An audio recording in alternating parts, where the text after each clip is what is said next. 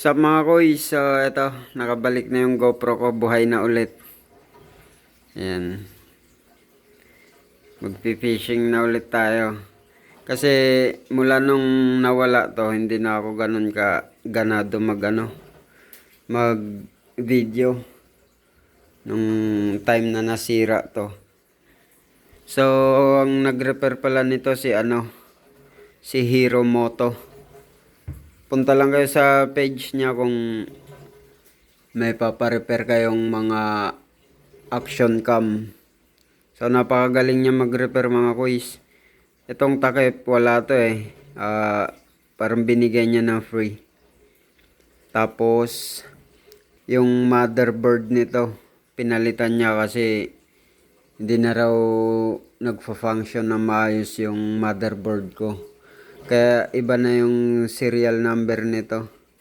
Oo. Yung serial number niya. Kasi kabisado ko yung serial number nito eh. 4319 ang dulo nito dati. Saan ba yung nakikita?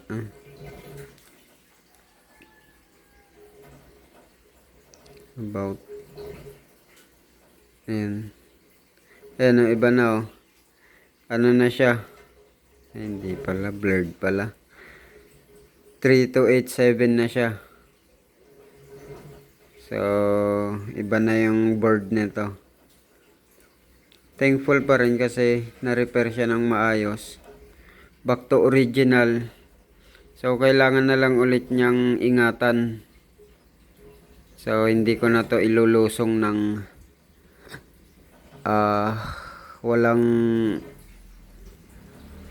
walang waterproof cover. So, maka-video na ulit ako ng maayos mga kuys. Abang-abang. Ayan. Muli, maraming salamat, Hero Moto. Ayan, PM niya siya. Kaso hindi ko na manap yung memory card ko. So, kailangan ko na naman bumili. Tagal kasi ito natambay. Parang ata yun, 1 buwan. Kaya di ko matandaan saan ko nailagay yung ko. Diyan ko yan nilalagay. Di ko matandaan saan ko nalagay yung memory card. Right?